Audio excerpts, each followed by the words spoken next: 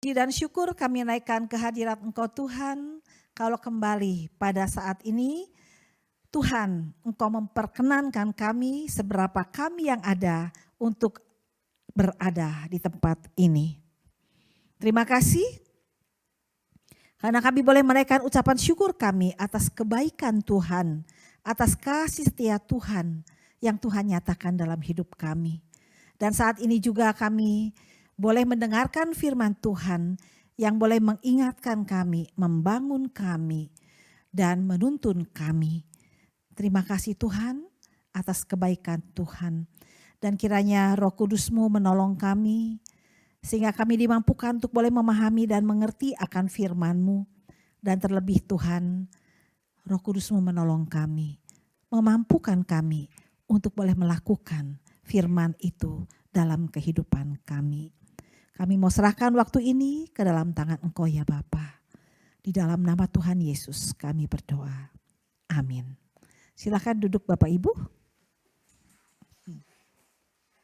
Kita bersama-sama akan merenungkan bagian firman Tuhan yang sudah dibacakan tadi. Namun sebelum itu mungkin kalau kita sebagai anak-anak Tuhan, kita tentu punya orang tua ya. Punya orang tua. Mungkin kita baik yang masih muda maupun yang sudah ada usia, tentunya kita ada karena kita punya orang tua. Dan di dalam kehidupan kita sebagai manusia ya, tentunya sebagai seorang anak, kadang kita itu bisa menyenangkan hati orang tua kita, tapi kadang kita juga tidak bisa menyenangkan hati orang tua. Ya kan? Walaupun memang orang tua kita juga ada orang tua yang memang begitu sangat memperhatikan manusia kan ya. Sangat memperhatikan, sangat menyayangi anak-anaknya. Tapi ada juga memang, tapi itu hanya sebagian kecil lah ya. Orang tua mungkin yang dirasakan kurang peduli ya. Tapi pada umumnya yang menjadi orang tua itu pasti dia itu punya rasa sayang, rasa kasih kepada anaknya. Sebandel-bandel anaknya, tetap aja dia itu sayang. Kalau dia misalnya lari, pasti orang tua tuh akan mencari. Dan kemudian, ya sinilah nak gitu kan ya. Aku tuh sayang sama kamu, aku mengasihi kamu gitu ya. Itu orang tua yang ada di dunia ini ya, gitu ya. Menyayangi anaknya, mengasihi anaknya. Walaupun kadang-kadang suka berontak ya. Suka nggak mau denger kalau dikasih nasihat sama orang tua. Nah, di sini kita lihat bahwa di dalam pembacaan kita melihat bahwa umat Tuhan itu seringkali berontak sama Tuhan ya. Tidak mau dengar apa yang Tuhan ajarkan, yang Tuhan nasihatkan. Dan kadang-kadang sangat menyakitkan hati Tuhan ya. Sehingga seringkali Tuhan itu sebetulnya tidak tega membiarkan umatnya yang sudah dipilih dan dipanggilnya itu untuk mengalami kesulitan dan penderitaan ya. Tapi memang harus ditegakan ya. Di sini kita lihat umat Tuhan kemudian karena mungkin ya begitu sangat memberontak, tidak mau dengar-dengaran sama Tuhan, ingin mengikuti keinginan sendiri, kemauan sendiri. Ya, merasa bahwa dirinya mampu dan akhirnya Tuhan mengizinkan umatnya itu berada di bawah kekuasaan kerajaan Babel. Ya, jadi sini kita lihat Tuhan membiarkan ya, dan kemudian kita lihat bahwa umat Tuhan mengalami apa? Penderitaan, ya, mengalami kesakitan, mengalami tekanan yang sangat luar biasa ya. Jadi mereka itu di bawah kekuasaan Babel, mereka itu ditindas. Bayangkan, enggak enak ya, ditindas di bawah kekuasaan kerajaan yang lain ya. Nah, tapi Tuhan mengizinkan. Dan kita tahu bahwa kerajaan Babel itu adalah orang-orangnya dikatakan bahwa orang-orang itu jahat. Ya, hidupnya di dalam dosa, ya, hidup di dalam percabulan dikatakan tadi ya, hidupnya pokoknya tidak baik, ya. Orang-orangnya tidak percaya kepada Tuhan, mengandalkan kehebatan sendiri, merasa diri hebat dan kemudian menghina Tuhan. Jadi hidup di dalam dosa, kesombongan, ya. Jadi pada waktu itu umat Tuhan itu berada di bawah tekanan kerajaan Babel, ya. Jadi dia mengalami suatu kehidupan yang begitu penuh dengan kesakitan, kegelisahan, kerja paksa yang berat yang dipaksakan kepada mereka oleh kerajaan Babel, ya. Dan kemudian di sini kita lihat di tengah-tengah situasi seperti itu, saya hanya melihat bahwa Tuhan itu sangat luar biasa, ya. Walaupun umat Tuhan itu tegar tengkuk bisa dibilang, ya. Aduh, udah berulang kali diingatkan Tuhan, diajar Tuhan atau dihajar Tuhan, tetap aja kadang-kadang begitu. Tapi di sini saya melihat bahwa Tuhan itu sangat sayang, Tuhan itu sangat peduli kepada umatnya. Dia mengambil inisiatif dan kemudian dia memberikan kabar atau pengharapan kepada umatnya, ya. Di sini kita lihat bahwa Tuhan itu katanya di dalam Yesaya tadi di ayat yang ketiga, bahwa maka pada hari Tuhan mengakhiri kesakitan dan kegelisahanmu dan kerja paksa yang berat yang dipaksakan kepadamu, maka engkau akan memperdengarkan ejekan tentang Raja Babel. Jadi Tuhan sendiri sebetulnya, ya, mengambil inisiatif. Kenapa Tuhan mengambil inisiatif? Untuk menyelamatkan, membebaskan umat Tuhan. Karena Tuhan itu sangat sayang kepada umat pilihannya, ya.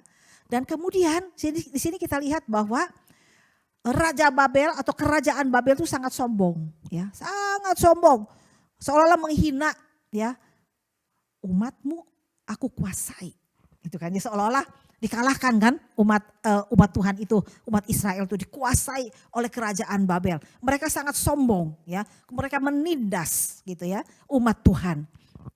Nah, di sini Tuhan mengambil inisiatif. Kenapa? Yang jelas adalah Tuhan itu ingin menyatakan kuasanya, ya, menyatakan kuasanya di mana Tuhan akan mengakhiri semua penderitaan umatnya. Jadi penindasan Babel akan berakhir, ya. Dikatakan di situ. Tuhan mematahkan tongkat orang-orang fasik, gadag orang yang memerintah, yang memukul bangsa-bangsa dengan gemas, ya, dengan pukulan yang tidak putus-putusnya, yang menginjak-injak bangsa-bangsa dalam murka Tuhan dengan tiada henti-hentinya, ya. Jadi Tuhan akan memberikan keamanan, itu pengharapan, ya, dan ketentraman ke segenap bumi. Bahkan orang akan bergembira dengan sorak-sorai. Bahkan juga pohon-pohon sanobar dan pohon-pohon aras Libanon bersukacita karena kejatuhan Babel yang sombong dan merasa diri lebih hebat dari Tuhan.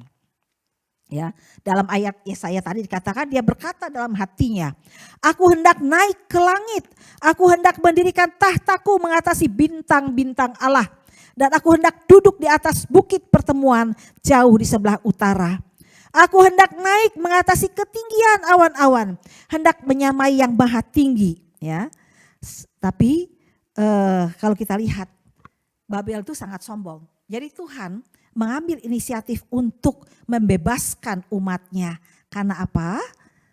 Tuhan ingin tunjukkan, kamu begitu sombong, ya, kamu begitu tinggi hati untuk menyamai aku, ya.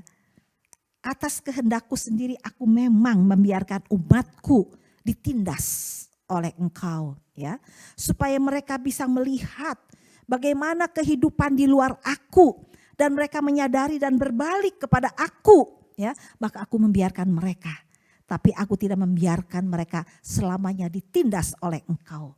Aku akan menyatakan pada waktunya, aku akan menghancurkan kamu, ya, menghapuskan segala kesombongan kamu. Nah itu. Nah, jadi di sini kita lihat Tuhan menunjukkan kekuasaannya. Tuhan akan menjadikan Babel yang begitu sombong dan tinggi hati, ya, karena diberikan oleh Tuhan bukan kesempatan, tapi diberikan oleh Tuhan itu untuk menindas umatnya sebetulnya ya. Itu atas kehendak Tuhan memang ya, Tuhan membiarkan. Tapi bukan berarti Tuhan jahat, tapi ingin supaya umatnya bisa melihat ya. Tapi Tuhan tidak membiarkan Babel yang sombong itu terus menguasai dan merasa diri hebat. Nih, aku bisa menguasai umat Tuhan ya. Aku bisa menindas mereka ya. Membuat mereka tertekan, membuat mereka menderita. Tapi kemudian Tuhan pada waktunya mengatakan, aku akan membebaskan mereka dari penderitaan. Bahkan aku akan menghancurkan Babel yang sombong itu, ya, yang hendak menyamai Tuhan, seolah-olah hebat, ya. Aku ini sudah bisa mengalahkan umat Tuhan. Di mana Tuhan? Seolah Tuhan tidak ada. Tapi Tuhan katakan, pada waktunya aku akan menunjukkan, aku akan membebaskan umatku. Dan Babel sendiri akan dihancurkan. Bahkan dikatakan sebaliknya ke dalam dunia orang mati engkau diturunkan. Ke tempat yang paling dalam di liang kubur. Kalau Tuhan mau, Tuhan mampu untuk menghancurkan Babel sedalam-dalamnya. Membuat dia tidak berkutik, ya, tidak berkuasa. Nah itu. Jadi kalau kita lihat, mengapa Tuhan melakukan hal itu?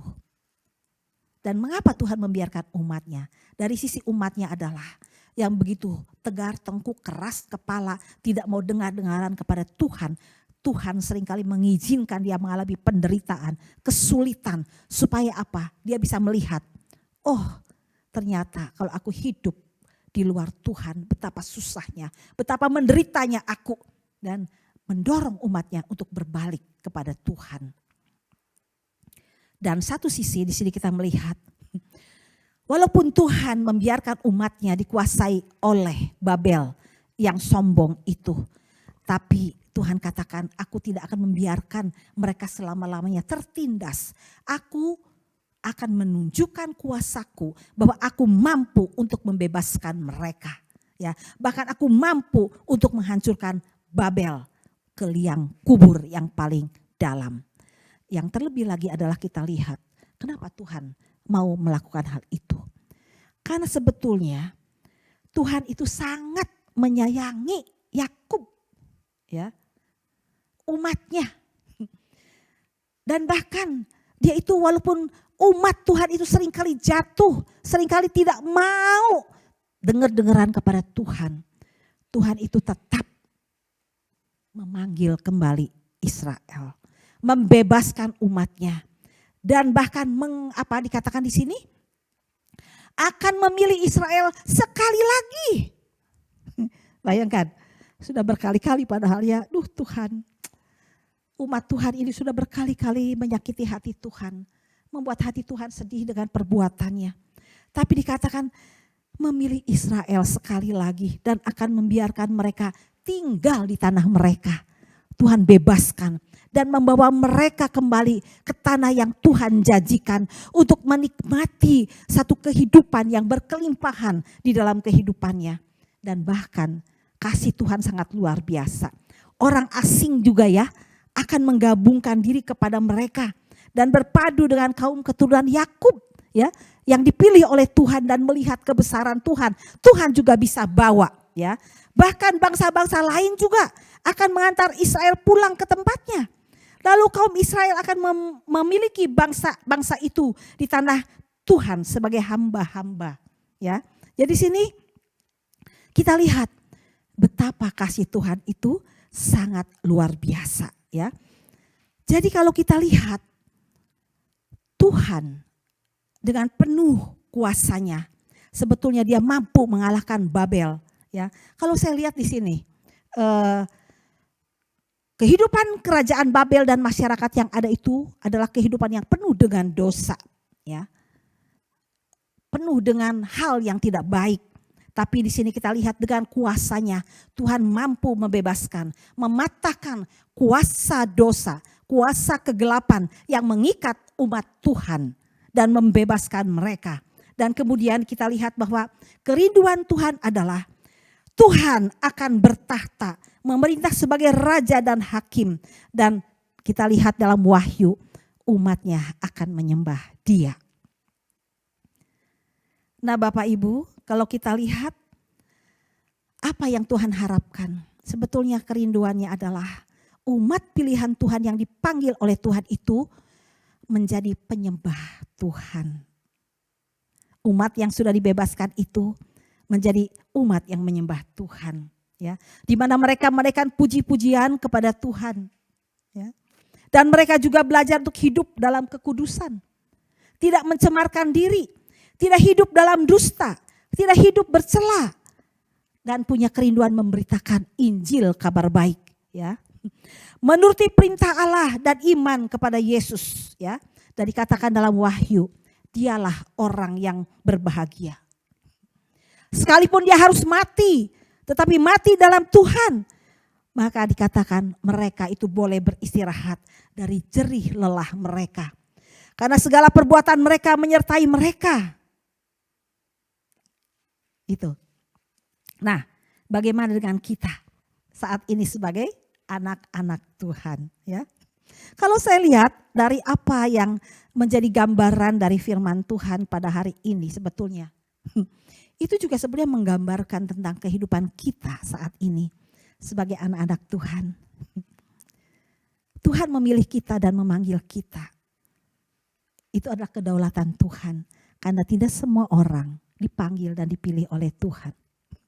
Banyak orang di luar sana yang tidak bisa percaya kepada Tuhan Yesus. Tapi kalaupun saat ini kita berada di sini dan kita dimampukan untuk percaya kepada Tuhan Yesus, itu adalah anugerah, ya, yang kita tidak bisa pahami dan kita tidak bisa mengerti. Kenapa saya bisa menjadi anak Tuhan? Itu adalah hak Tuhan memilih kita, ya. Walaupun latar belakang kita itu adalah sebagai anak-anak Tuhan, kita adalah orang berdosa. Bahkan sekalipun kita sudah dipilih dan dipanggil, seringkali kita juga hidup di dalam dosa. Kita memberontak terhadap Tuhan.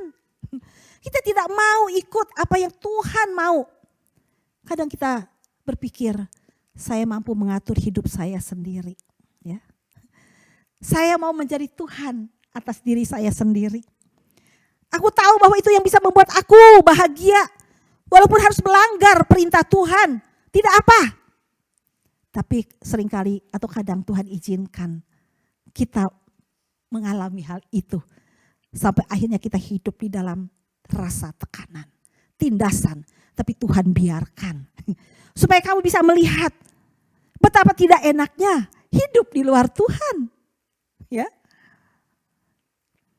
Tapi percayalah, walaupun kita yang sudah dipilih dan dipanggil oleh Tuhan, seringkali kita juga berbalik lagi hidup di dalam dosa, ya.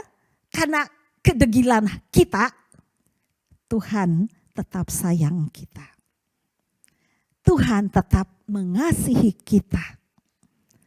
Dan Dia mengambil inisiatif, mari anakku, pulang. Ya. Kembali kepadaku. Aku mengasihi engkau. Aku mampu membebaskan engkau dari kehidupanmu di dalam dosa. Aku sekali lagi memberikan kepadamu kesempatan untuk menikmati hidup bersama dengan aku. Menikmati suatu kehidupan yang penuh dengan sukacita, damai sejahtera, kebahagiaan yang aku ingin berikan kepadamu. Mari, ya, itu berita pengharapan bagi kita sebagai manusia yang seringkali walaupun kita tahu kita sudah dipilih, dipanggil oleh Tuhan, seringkali kita hidup di dalam dosa. Ini luar biasa. Saya menyadari, saya juga adalah manusia berdosa. Dan seringkali saya juga tidak taat kepada Tuhan. Tapi kasih Tuhan itu luar biasa. Tangannya selalu terbuka untuk kembali merangkul. Mari anakku, aku mengasihi engkau. Aku sayang kepadamu. Mari datang balik padaku. Aku ingin memerintah dalam hidupmu. Bersama-sama dengan aku menaikkan pujian dan penyembahan yang luar biasa kepada Tuhan. dan melakukan apa yang harusnya kamu lakukan, yang aku kehendaki dalam hidupmu. Nah Bapak Ibu, bagaimanakah respon kita? Kalau Tuhan dengan kuasanya menunjukkan bagaimana dia mampu untuk menolong kita, membebaskan kita, dan menerima kita kembali, dan mengasihi kita. Apakah kita tidak mau atau mau untuk menerima akan kasih Tuhan yang sangat luar biasa di dalam kehidupan kita?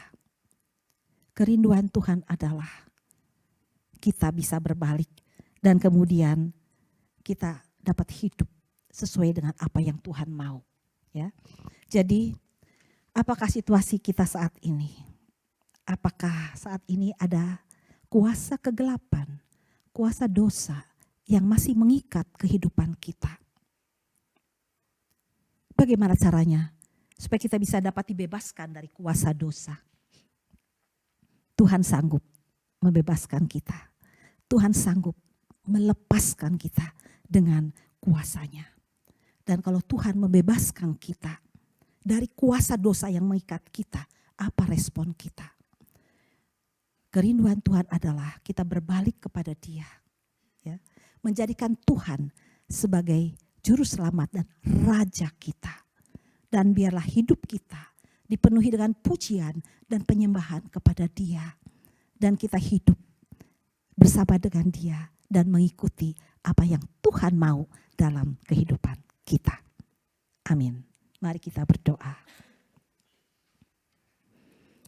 Tuhan Yesus, kami sungguh bersyukur karena kasih-Mu sangat luar biasa. Seringkali kami memberontak. Seringkali kami tidak mau dengar-dengaran kepada Engkau Tuhan. Dan seringkali kami menganggap bahwa kami mampu dengan kekuatan kami. Dan kami ingin menjadikan diri kami sebagai Tuhan dalam hidup kami. Tapi kami tahu Tuhan, kalau itu tidak sesuai dengan kehendak-Mu, Tuhan mengizinkan kami untuk hidup di dalam penderitaan, tekanan, kuasa dosa yang mengikat kami. Tapi kami bersyukur, Tuhan baik, Tuhan tetap peduli kepada kami. Terima kasih untuk inisiatif Engkau Tuhan menyelamatkan kami. Biarlah kiranya melihat kasih-Mu yang luar biasa ini, membuat kami memutuskan, mengambil komitmen untuk kembali berbalik kepada Engkau Tuhan. Dan biarlah hidup kami dipakai oleh Tuhan untuk menjadi kepujian nama Tuhan. Di dalam penyembahan dan pujian kami kepada Engkau Tuhan. Dan Tuhan memakai hidup kami untuk menjadi berkat di tengah-tengah kehidupan kami. Terima kasih Tuhan Yesus. Walaupun kami ini adalah orang yang sangat berdosa. Untuk kasih-Mu yang luar biasa dalam hidup kami. Di dalam nama Tuhan Yesus, kami mengucap syukur. Amin.